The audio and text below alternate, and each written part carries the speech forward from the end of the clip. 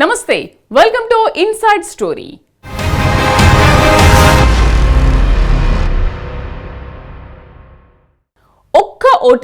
ఒకే ఒక్క ఓటమి ఆయన 30 ఏళ్ల రాజకీయ కలను కల్లలు చేసిందా? ఎమ్మెల్యేగా ఉన్నంత వరకు తన ట్రస్ట్ ద్వారా ఎన్నో సామాజిక కార్యక్రమాలు చేపట్టిన ఆయన ఇప్పుడు వాటికి ఎందుకు దూరంగా ఉండిపోయారు? పార్టీ మారే ఉద్దేశంలో ఆయన ఏమైనా ఉన్నారా? బీఆర్ఎస్ హయాంలో నిత్యం ప్రజలకు అందుబాటులో ఉన్న ఆయన ఇప్పుడు ఎందుకు వారితో దూరం పాటిస్తున్నారు?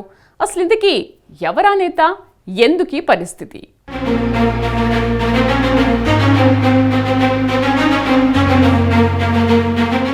మర్రి జనార్దన్ రెడ్డి ఉమ్మడి పాలమూరు జిల్లా రాజకీయాల్లో తనకంటూ ఓ ప్రత్యేకతను చాటుకున్న నేత. ప్రధానంగా నాగర్ కర్నూల్ అసెంబ్లీ నియోజకవర్గంపై గట్టి పట్టు సంపాదించారు మర్రి.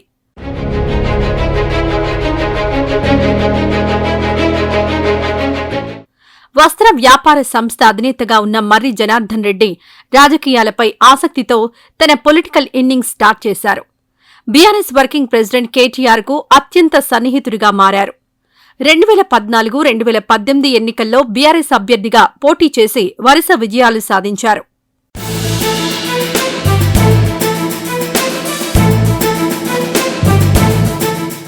ఎంజీఆర్ ట్రస్ట్ ద్వారా పలు సామాజిక కార్యక్రమాలు చేపట్టారు. ప్రధానంగా ప్రతి ఏటా వందలాది నిరుపేద జంటలకు తమ సంస్థ ద్వారా ఉచితంగా వివాహాలు జరిపించారు.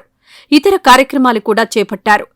తాను రాజకీయాల్లోకొచ్చింది డబ్బుల కోసం కాదని ఎప్పుడూ చెప్పేవారు మర్రి జనార్దన్ రెడ్డి.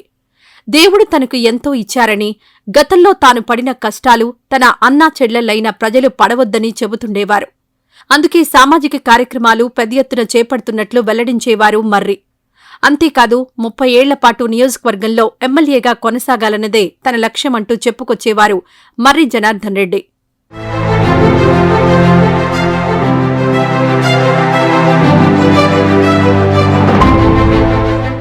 ఓవైపు ఎమ్మెల్యేగా ప్రజల్లో ఉండడం, సామాజిక కార్యక్రమాలతో మంచి పేరు తెచ్చుకోవడం తనకు 2023 ఎన్నికల్లో ఉపయోగపడుతుందని భావించారాయన.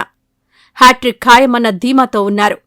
కానీ ఊహించని విధంగా 2023 అసెంబ్లీ ఎన్నికల్లో ఓటమి పాలయ్యారు మర్రి జనార్దన్ రెడ్డి. అంతే, అప్పట్నుంచి ఆయన పూర్తిగా సైలెంట్ అయిపోయారన్న మాట వినిపిస్తోంది.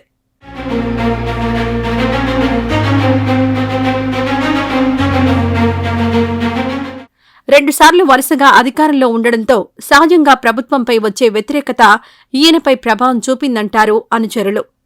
అందుకే ఎమ్మెల్యే విషయంలో పెద్దగా వ్యతిరేకత లేకపోయినా ఓటమి పాలవ్వాల్సి వచ్చిందని అంటున్నారు. అయితే ఈ ఓటమిని మర్రి జనార్దన్ రెడ్డి జీర్ణించుకోలేకపోతున్నారన్న మాట వినిపిస్తోంది.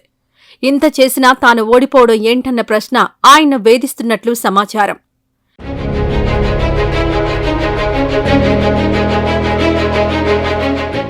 దీనికి తోడు అప్పటి వరకు తన వెంట ఉన్న అనుచరులు, కార్యకర్తలు కొందరు హస్తం పార్టీలోకి వెళ్తూ ఉండడం కూడా ఆయనకు ఇబ్బందికరంగా మారిందన్న టాక్ వినిపిస్తోంది. ఇవన్నీ గమనించిన ఆయన ప్రస్తుతం ఎక్కువ సమయం నియోజకవర్గానికి దూరంగా ఉంటూ వస్తున్నారు. నెలకొకసారి లేదంటే 2 సార్లు ప్రజల వద్దకు వెళ్తున్నారు. పైగా తన ట్రస్ట్ ద్వారా నిర్వహించే సాంఘిక సేవా కార్యక్రమాలు సైతం పక్కన పెట్టినట్లుగా ప్రచారం సాగుతోంది.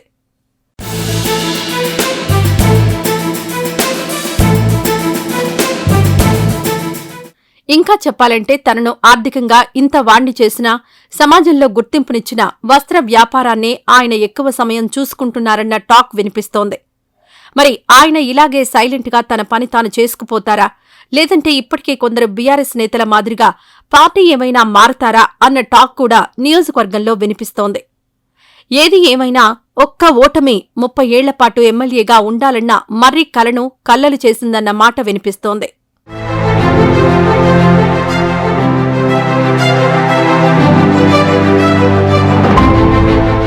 ఇది ఇవాల్టి ఇన్సైడ్ స్టోరీ. రేపు మరో ఎపిసోడ్తో మళ్ళీ కలుద్దాం. నమస్తే.